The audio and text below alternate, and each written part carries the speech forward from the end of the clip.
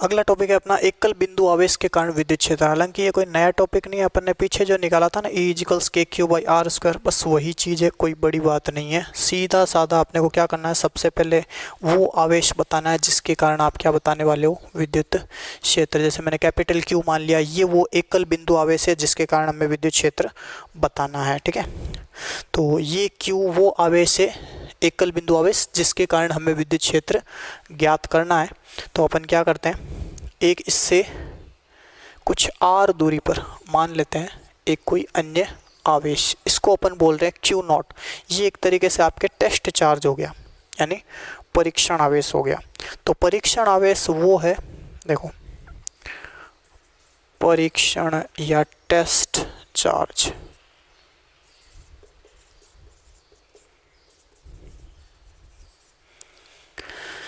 परीक्षण आवेश या टेस्ट चार्ज एक तरीके से कोई हकीकत में ऐसा कुछ नहीं होता, अपन ये काल्पनिक बात कर रहे हैं, मतलब काल्पनिक आवेश है जिसका अपन कहते हैं न तो कोई द्रव्यमान है और न ही इस पर कोई बहुत ज़्यादा आवेश है।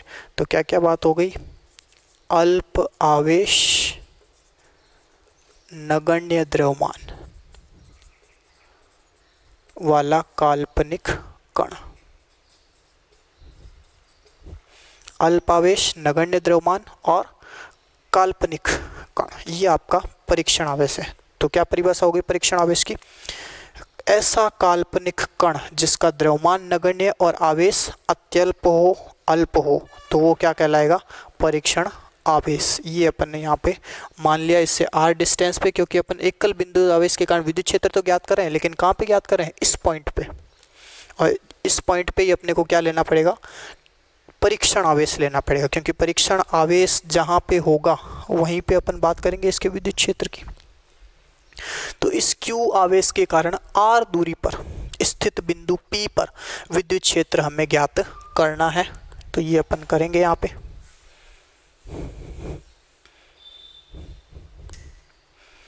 देखो, ये हो गया आपका Q चार्ज। तो लैंग्वेज में अपन ऐसा ही कहेंगे, माना कि एक Q एकल बिंदु आवेश है जिसके कारण इससे R दूरी पर स्थित बिंदु P पर हमें विद्युत क्षेत्र ज्ञात करना रहेगा। तो इसके लिए हमने एक इमेजिनरी पार्ट जो है वो अपने डिफाइन कर दिया यहाँ पे ड्रॉ करके, कैसी स्थिति है और हमें ज्ञात करना है विद्युत क्षेत्र। तो देखो, ये विद्युत क्षेत्र ज्ञात करने के लिए हम सीधा कहेंगे विद्युत क्षेत्र क्या होगा भाई, इन दोनों के मध्य लगने वाले विद्युत बल और इस टेस्ट चार्ज का अनुपात। तो एकल बिंदु आवेश के कारण विद्युत क्षेत्र इन दोनों आवेशों Q और Q0, एकल बिंदु आवेश कौन सा हो गया, Q। तो अपन बात करें Q के कारण P पर विद्युत क्षेत्र, फिर वही कह रहा हूँ, विद्युत क्षेत्र मतलब विद्युत क्षेत्र की तीव्रता E बराबर F/Q0। वेक्टर फॉर्मेशन में कहो तो यहाँ पे आप एरो लगा के उसको वेक्टर फॉर्मेशन में भी डिफाइन कर सकते हो, नॉट डाउट। तो E इक्वल्स, अब F कितना है अभी, तो F के लिए हम यही कहते हैं यहाँ से सीधा कूलाम के नियम से F बराबर Q0/R², यही है कूलाम के नियम से। विद्युत बल आवेशों के गुणनफल के समानुपाती, बीच की दूरी के वर्ग के व्युत्क्रमानुपाती। तो हो गया आपके विद्युत बल बराबर Q0/R²। तो इसी को अपन यहाँ पे यूज कर लेते हैं। तो F की जगह हमने यूज कर लिया Q0/R² डिवाइडेड बाई Q0, तो कैंसिल हो गया ये, और अपने पास निकल के आ जाता है E इक्वल्स KQ/R²। कोई प्रॉब्लम नहीं।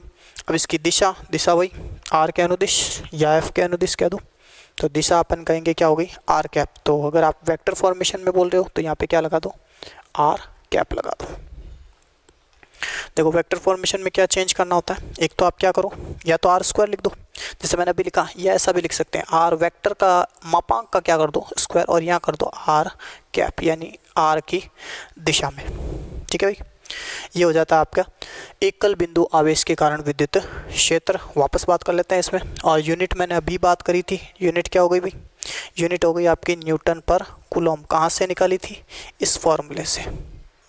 F का हो गया न्यूटन, Q0 का हो गया कूलम, तो न्यूटन पर कूलम, ये हो जाता है आपके विद्युत क्षेत्र एकल बिंदु आवेश के कारण। आपको लग रहा होगा बहुत शॉर्ट हैंड है, बुक्स में थोड़ा लेंदी दे रखा होता है, नो डाउट ये इतना ही है, वहाँ पे इसको एक्सटेंड करके दिखाया हुआ है। तो आप अगर लैंग्वेज वगैरह लिख करके सेट करोगे तो थोड़ा लेंदी लगेगा। अपन ने सीधा साधा काम किया है, शॉर्ट एंड स्वीट। तो अपन ने क्या बात करी, एकल बिंदु आवेश के कारण विद्युत क्षेत्र हमें ज्ञात करना है पी बिंदु पर। तो हमने उस पी बिंदु पे क्या मान लिया, एक परीक्षण आवेश। परीक्षण आवेश क्या हो गया, परीक्षण आवेश हो गया भाई एक ऐसा काल्पनिक कण जिसका द्रव्यमान नगण्य और आवेश अत्यल्प हो। और ये जो आवेश अत्यल्प है ये ज़्यादातर धनावेश प्रकृति का माना जाता है, ठीक है ना। तो ये हो गया आपका परीक्षण आवेश। ये रखा आपने उस पॉइंट पे जहाँ पे आपको विद्युत क्षेत्र ज्ञात करना है। तो हमने कहा Q के कारण P पर विद्युत क्षेत्र E बराबर F/Q0। वेक्टर फॉर्मेशन में ले हो तो वेक्टर फॉर्मेशन में ले सकते हो, नो प्रॉब्लम। उसके बाद E = KQ/R²। Q0 ये अपने वो चले गया था, Q0 कैंसिल हुआ तो KQ/R² करके अपने निकल आता है। वेक्टर फॉर्मेशन में E वेक्टर = KQ/R वेक्टर के मापांक का स्क्वायर R कैप। तो R कैप क्या बता रहा है, इसकी दिशा बता रहा है। अगर अपन बात करें F की तो इसकी भी दिशा कौन बता रहा है, R कैप ही बता रहा है। तो कहने का मतलब ये हो गया E वेक्टर F वेक्टर की दिशा किसके अनुदिश, R वेक्टर के अनुदिश, यानी R कैप बताएगा इसकी दिशा। तो मुझे नहीं लगता आपको किसी तरीके इसमें कोई प्रॉब्लम आने वाली है। अब इसमें देखो आप, अगर Q पॉजिटिव है तो प्लस, नेगेटिव है तो माइनस यूज हो जाएगा। और ये प्लस माइनस क्या बताते हैं, जैसे मान लो E है या F है, अगर इसमें पॉजिटिव और नेगेटिव आते हैं तो इनका क्या मीन्स हुआ। देखो अगर पॉजिटिव है तो हम कहेंगे क्या है भाई, प्रतिकर्षण। पॉजिटिव का मीन है प्रतिकर्षण और नेगेटिव का मीन क्या हो गया भाई, आकर्षण। आ रहा होगा ध्यान में। जबकि Q0 परीक्षण आवेश हम कैसा ले रहे हैं, धनात्मक ही ले रहे हैं। तो अगर ये भी धनात्मक है तो प्लस प्लस प्लस ही आना है, मतलब प्रतिकर्षण की प्रकृति का बल है इसमें। और अगर माइनस आ रहा है तो आकर्षण। तो इसका मतलब अगर आप बल की बात करते हो और इसमें प्लस आता है तो वो क्या है, प्रतिकर्षण, और माइनस आता है तो वो है आकर्षण। क्योंकि हमने पढ़ा ही है सजातीय में क्या होता है भाई, प्रतिकर्षण होता है। इन दोनों का मल्टीप्लाई देख लो, सीधा सीधा क्या आता है, प्लस आ रहा है, इसका भी क्या आ रहा है, प्लस आ रहा है। तो प्लस का मतलब क्या हो गया, प्रतिकर्षण। और अगर 1 + 1 - वी जाती है तो जाहिर सी बात है हर बार क्या आएगा, फाइनली नेगेटिव आएगा, जो किसको बता रहा है, आकर्षण को बता रहा है। ये तो मैं बल की बात कर रहा हूँ। ई में भी वैसे प्लस माइनस लगेंगे, वो भी यही चीज़ डिनोट करेंगे।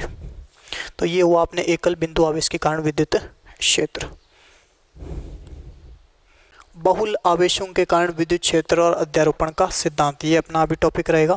तो बहुल आवेशों के कारण विद्युत क्षेत्र, ये बिल्कुल वैसे ही है जैसे अपन ने बहुल आवेशों के कारण बल ज्ञात किया था। जैसे कूलाम का नियम पढ़ा, उसके बाद में अपने अध्यारोपण का सिद्धांत पढ़ा था। अलग अलग आवेशों के कारण एक आवेश पर बल देखा था, उसमें भी अध्यारोपण सिद्धांत सेम का सेम यहाँ पे विद्युत क्षेत्र के लिए अपन काम करेंगे। वही डायग्राम अपन वापस रिपीट कर सकते हैं इसमें।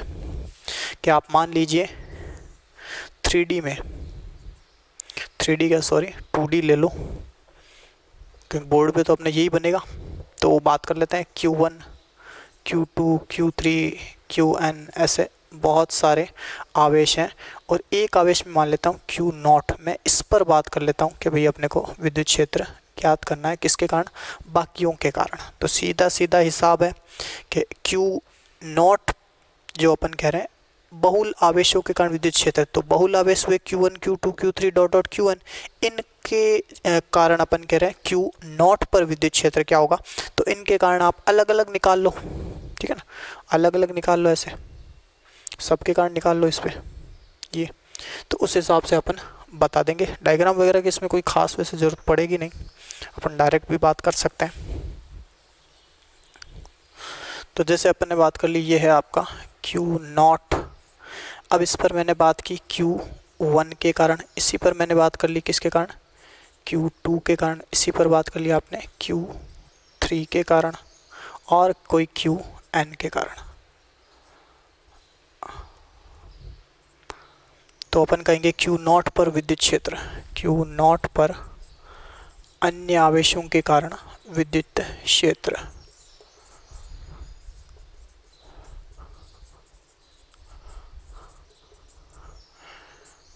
तो अध्यारोपण का सिद्धांत लगा दो। अन्य आवेशों के कारण जो सेपरेटेड इलेक्ट्रिक फील्ड्स हैं उनका आप क्या कर दो, एल्जेब्रिकल समेशन कर दो। इनको अपन नाम दे देते हैं कोई, जैसे R1 हो गया, ये Rn हो गया, ये R2 हो गया, ये R3 हो गया। तो सीधा सीधा अपन कह देंगे E vector इजिकल्स E1 vector plus E2 vector plus E3 En vector. हाँ सीधा सीधा हो गया, E वेक्टर इजकल्स ये E1 क्या हो जाएगा भाई, KQ1 by R1 square plus, अच्छा मापांक का स्क्वायर है तो R1 कैप लगा दो पास में, तो KQ2 अपॉन R2 का स्क्वायर और R2 का कैप प्लस इसी तरीके से चलता जाएगा, इसी तरीके से चलता जाएगा। तो E वेक्टर इजिकल्स अपन ने कॉमन निकाल दिया K, और तो वैसे इसमें कुछ भी कॉमन नहीं निकालना है, तो ये हो गया आपके K को आप 1/4 पाई एप्सिलॉन नॉट भी लिख सकते हो, कोई प्रॉब्लम नहीं है। जैसे मैंने K कॉमन निकाला, K को क्या लिख दिया 1/4 पाई एप्सिलॉन नॉट, तो ये आ गया Q1 अपॉन R1 का स्क्वायर, R1 का मापांक, Q2 अपॉन R2 का स्क्वायर, R2 का सॉरी मापांक क्या cap, R1 cap R2 cap plus इस तरीके से QN अपॉन, अच्छा यहाँ 3 कर दिया था क्या, QN कर दो, तो QN अपॉन RN का स्क्वायर फिर RN कैप, तो E vector equals 1/4 pi epsilon not summation I equals 1 to N, और ये हो गया QI बाई RI का स्क्वायर और RI कैप। ठीक है भाई, तो ये हो जाता है अपने बहुल आवेशों के कारण विद्युत क्षेत्र, कोई दिक्कत नहीं आएगी इसमें। रिपीट कर देता हूँ वही डायग्राम, आप इसको जिससे उसमें लिया था अपन ने वैसे भी ले सकते हो, कई बार जैसे Q0 ले लेके Q1 ले लेते हैं तो 2 3 के कारण आएगा, तो अंतर क्या आएगा यहाँ पे I बराबर 2 से स्टार्ट हो जाएगा, और उसमें भी आप चाहो तो नोट लेके देख लो, एक Q0 फिर Q1 Q2 Q3 करके भी कर सकते हो।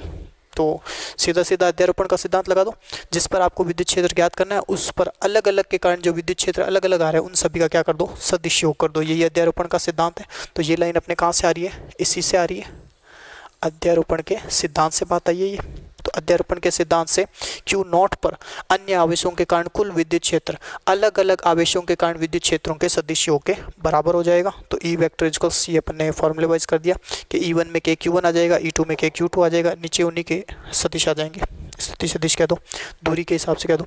तो ये हो गया KQ1 by R1 square R1 cap, KQ2 by R2 square R2 cap plus dot dot dot KQ1 upon RN square RN cap, वापस कॉमन आ गया K को हमने लिख दिया 1/4 पाई एप्सिलॉन नॉट, या K भी रहने दो तो कोई दिक्कत नहीं है। तो Q1 upon R1 square R1 cap plus Q2 upon R2 square R2 cap plus इस तरीके से अपन लिखते जाएंगे। इसको समेशन के रूप में भी डिफाइन कर दिया, समेशन के रूप में डिफाइन करना बिल्कुल ईजी। I बराबर कहाँ से स्टार्ट हो रहा है, 1 से, तो 1, और N तक खत्म हो रहा है तो N, और Q1 I R1 I कर दिया, स्क्वायर कर दिया, RI कैप कर दिया, ये वैसे लिखने का तरीका हो गया। ठीक है भाई,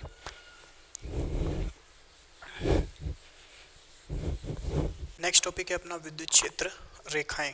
ये वैसे आपने 10th क्लास में चुंबकीय क्षेत्र रेखाएं पढ़ी थी, तो उन्हीं के जैसा है, थोड़ा बहुत फ़र्क रहेगा, तो देखते हैं क्या फ़र्क है। सबसे पहले तो विद्युत क्षेत्र रेखाएं क्या होती हैं, तो ये भी वही बात है, काल्पनिक है। ओरिजिनली अपन कहते हैं किसी भी विद्युत क्षेत्र में कोई लाइन नहीं होती है। जैसे चुंबकीय क्षेत्र में हम बात करते हैं, एक आप बार मैग्नेट है, उसके चारों तरफ आपने 10th क्लास में पढ़ा होगा चुंबकीय क्षेत्र रेखाएं होती है, इस तरह का आपने डायग्राम देखा होगा। ये जैसे एन से निकलती है, एस में एंटर होती है, इस टाइप का आपने डायग्राम देखा होगा। ठीक है ना, और प्रॉपर्टीज़ भी पढ़ी होगी इसके लिए अपन ने, क्या क्या प्रॉपर्टीज़ पढ़ी हुई, तो वही प्रॉपर्टीज़ इनमें अपने को रिपीट करनी है। बस अपन एन की जगह जैसे मान लो प्लस बोल दिया, इसकी जगह माइनस बोल दिया, और ये क्षेत्र रेखाएं चुंबकीय नहीं होगी, कौन सी हो गई, विद्युत क्षेत्र रेखा होगी। थोड़ा सिमिलरली रहेगा, इससे थोड़ा ठीक रहेगा, रेफरेंस अपने को मिल जाए तो विद्युत क्षेत्र रेखाओं की मैं बात कर रहा हूँ। यहाँ पे सबसे पहले अपन बात करते हैं कि विद्युत क्षेत्र को कुछ रेखाओं, काल्पनिक रेखाओं से दर्शाया जा सकता है, जिन्हें अपन विद्युत क्षेत्र रेखाएं कहते हैं, और इनकी परिभाषा अपन लिख लेते हैं, ठीक रहेगा। देखो, वह काल्पनिक निष्कोण वक्र कहाँ पे, विद्युत क्षेत्र में,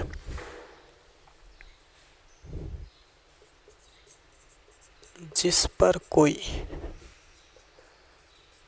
स्वतंत्र एकांक पृथक्कृत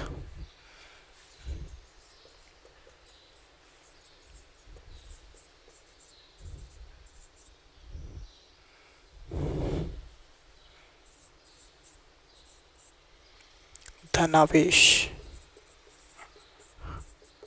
गतिमान हो सके या चल सके।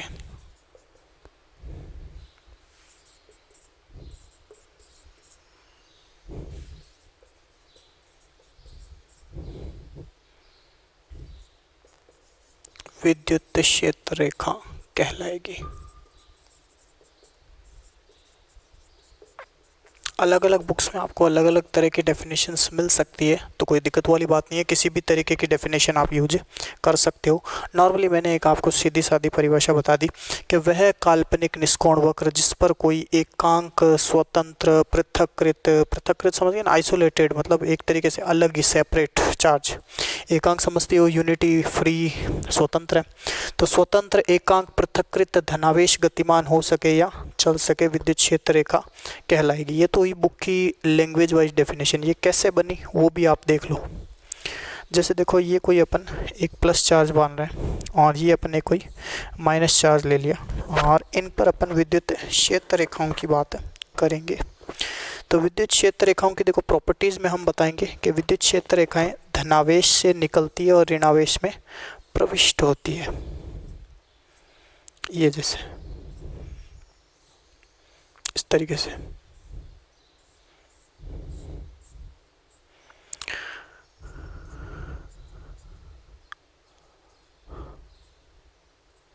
तो अब देखो ये क्षेत्र रेखाएं, देखो प्लस के कारण विद्युत क्षेत्र होगा, माइनस के कारण भी विद्युत क्षेत्र होगा। तो इस विद्युत क्षेत्र को अपन किससे दर्शा रहे हैं? विद्युत क्षेत्र रेखाओं से दर्शा रहे हैं।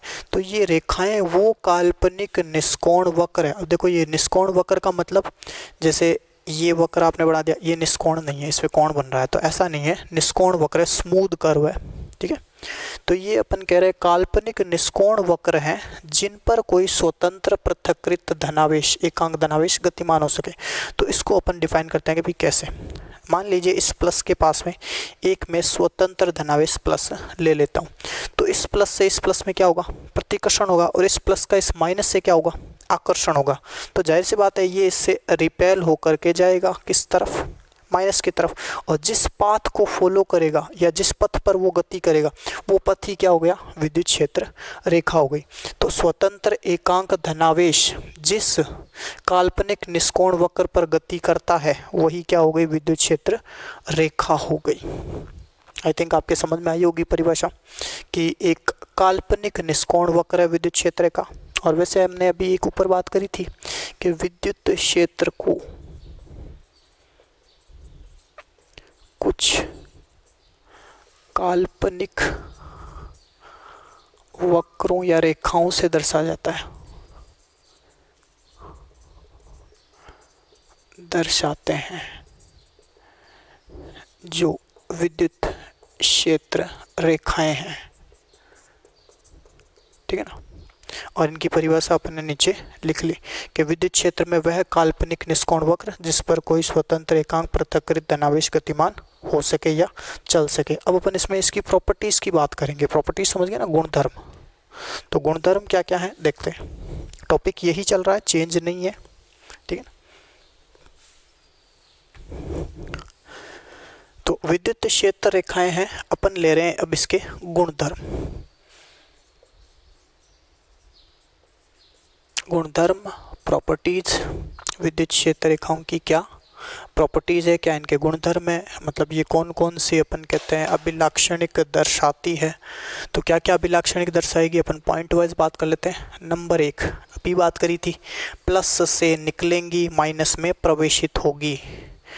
तो धनावेश से निकलकर ऋणावेश की ओर चलती हैं। तो प्लस से निकलेंगी माइनस में एंटर होगी, ये इसकी प्रॉपर्टी हो गई। जैसे मैंने कहा ये प्लस, तो इससे तो क्या होगी? निकलेंगी।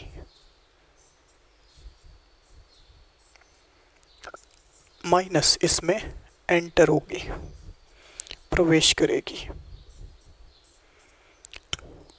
धनावेश से निकलेंगी, धनावेश से निकलती हुई प्रतीत होगी, निकलेगी, और ऋणावेश की ओर चलती दिखेगी, यानी प्लस से माइनस, ये इसकी डायरेक्शन हो गई। दूसरी प्रॉपर्टी अपन बताते हैं। दूसरी प्रॉपर्टी ये हो जाएगी आपके कि ये जो क्षेत्र रेखाएं हैं, विद्युत क्षेत्र रेखाएं, ये कभी भी एक दूसरे को नहीं काटेंगी। विद्युत क्षेत्र रेखाएं परस्पर प्रतिच्छेद नहीं करती। क्यों नहीं करेंगी, इसको भी अपन समझ लेते हैं। क्योंकि यदि रेखाएं प्रतिच्छेद करती है तो प्रतिच्छेद बिंदु पर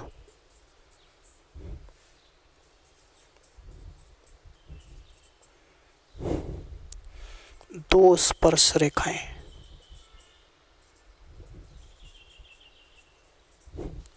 विद्युत क्षेत्र की दो दिशाएं बताएंगी।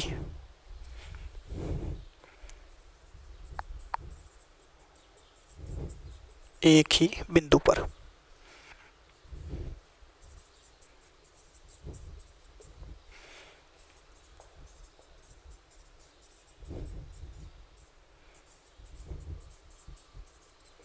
जो असंभव है।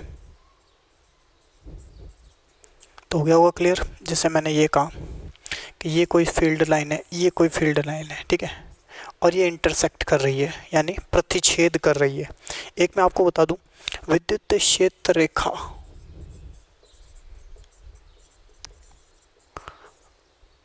पर किसी बिंदु पर खींची गई स्पर्श रेखा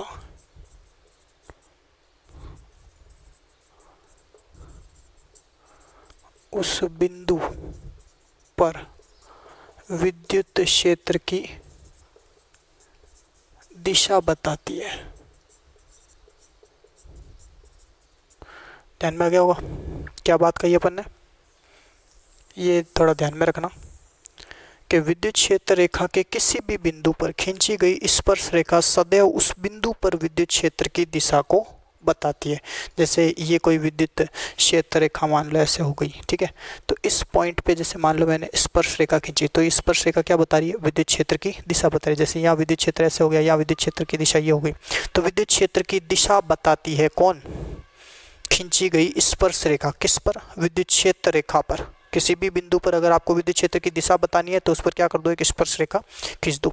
अब जैसे ये बिंदु है, अब इस पर अपन देखें तो दो स्पर्श रेखाएं खींची जा रही है, और दो स्पर्श रेखाएं मतलब एक ही बिंदु पर विद्युत क्षेत्र की दो दिशाएं, जो संभव नहीं है।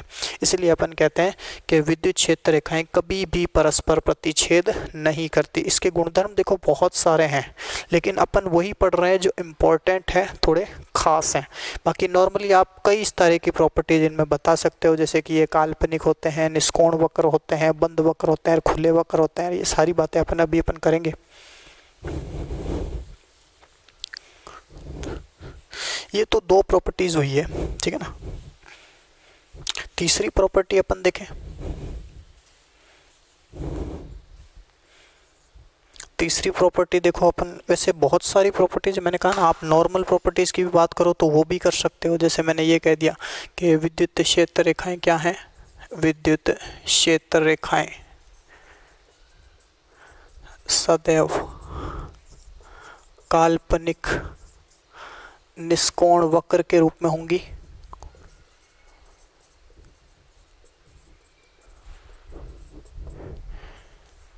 ये रेखाएं सतत होती है, अर्थात विद्युत क्षेत्र भी रेखाओं के सतत होने के साथ सतत ही माना जाएगा।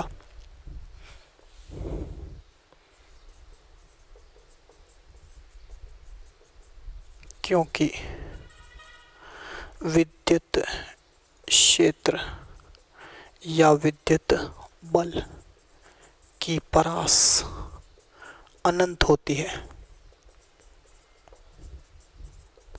इसीलिए अपन कहते हैं ये रेखाएं कैसी होती है, सतत होती है। तो ये भी एक प्रॉपर्टी हो जाती है।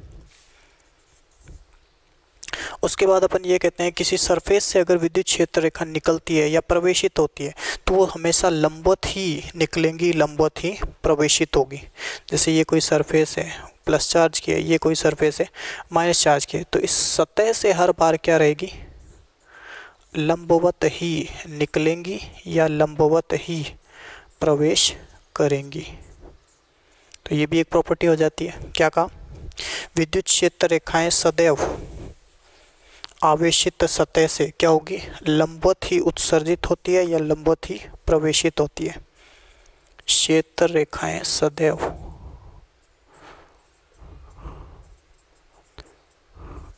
पृष्ठ के लंबवत ही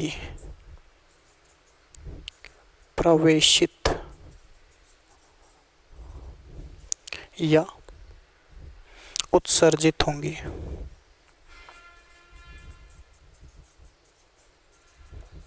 यानी सरफेस के हमेशा लंबवत ही निकलेगी और लंबवत ही प्रवेश करेगी। ये एक और प्रॉपर्टी हो जाती है। फिर देखो अपन एक डाइपोल की बात करते हैं, इससे इस प्रॉपर्टी की बात कर लेंगे।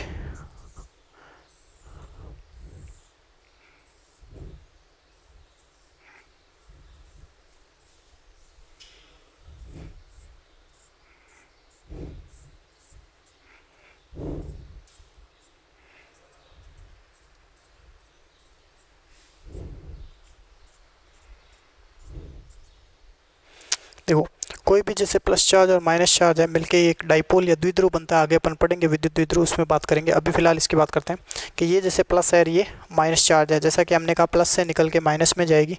लेकिन आप ये देखें कि ये जो क्षेत्र रेखाएं हैं ये लंबाई के लंबवत तो सिकुड़ने का प्रयास करेगी और लंबाई के लंबवत फैलने का प्रयास करेगी। तो क्षेत्र रेखाएं लंबाई के अनुदिश सिकुड़ने का प्रयास करती है और क्षेत्र रेखाएं लंबाई के लंबवत फैलने का प्रयास करती है।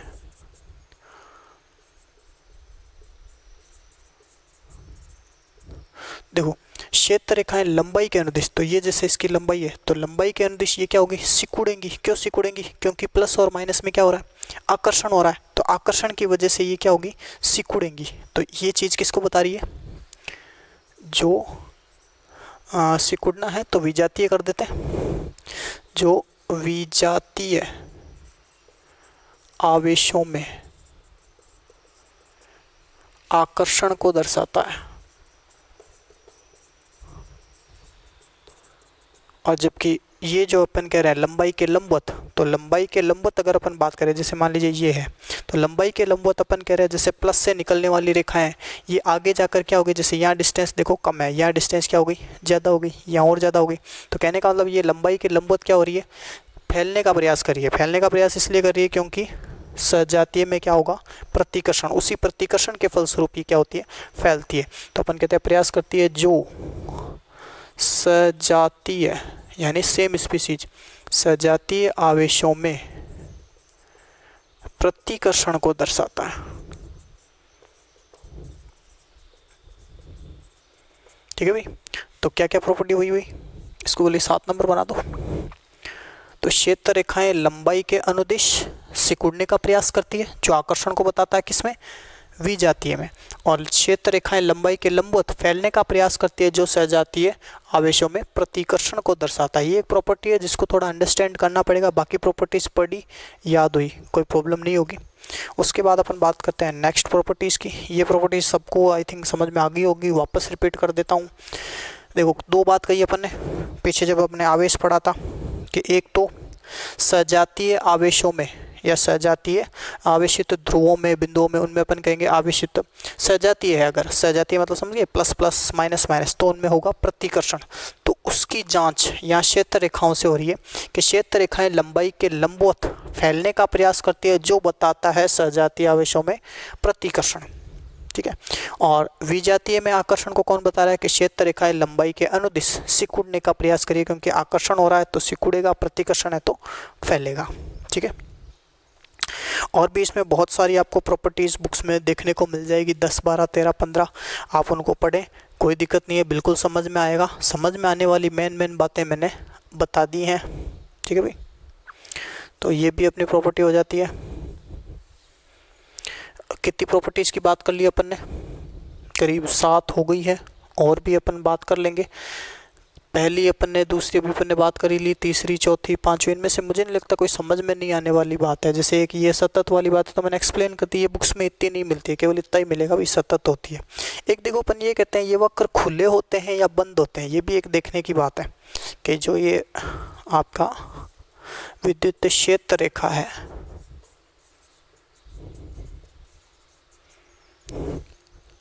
खुले वक्र हैं या बंद वक्र हैं, आप बताओ। देखिए कैसे पता लगाएंगे। तो खुले होंगे, बंद होंगे का मतलब क्या हो गया? देखो, खुले तब कहलाएंगे और बंद तब कहलाएंगे। एक सेकेंड, बंद कब होगा? जब ये प्लस से निकल के वापस प्लस में ही चला जाएगा, तब बंद हुआ। मतलब एक पॉइंट से कोई स्टार्ट हुआ करो और वापस वहीं आ गया, तो ये क्या हुआ? बंद हुआ। लेकिन ये ऐसा थोड़ी, ये तो प्लस से निकली माइनस में चली गई, वापस प्लस में थोड़ी गई कि प्लस से निकल कर प्लस में चली जाती है, माइनस से निकल के माइनस, तब तो क्या होता? बंद होता। तो हमने कह दिया भाई ये बंद नहीं है, क्या है? खुले वक्र है।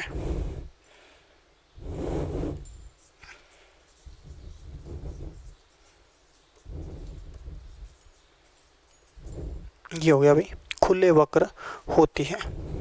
तो विद्युत क्षेत्र रेखाएं क्या हैं? काल्पनिक निष्कोण सतत खुले वक्र हैं। क्या हो गया? विद्युत क्षेत्र रेखाएं काल्पनिक निष्कोण खुले वक्र हैं। ये कभी भी एक दूसरे को काटती नहीं है, ठीक है ना। ये सतत होती है, पृष्ठ के लंबवत निकलती है, प्रवेशित होती है, और क्षेत्र रेखाएं लंबाई के अनुदिश सिकुड़ने का प्रयास करती है और लंबाई के लंबवत फैलने का प्रयास करती है, ठीक है ना। तो नेक्स्ट अपन ले रहे हैं इसमें, और एक बार खोज करना।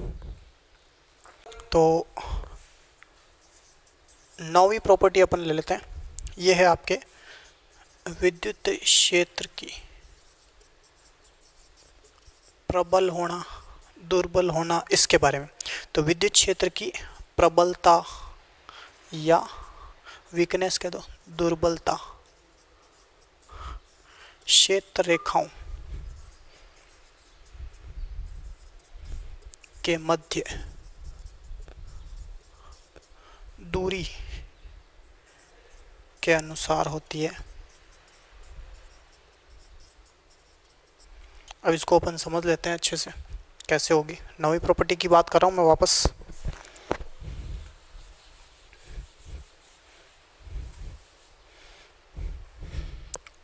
देखो 3 बात कर रहे हैं अपन। यदि क्षेत्र रेखाएं परस्पर अल्प दूरी पर या सघन है तो क्षेत्र प्रबल होगा।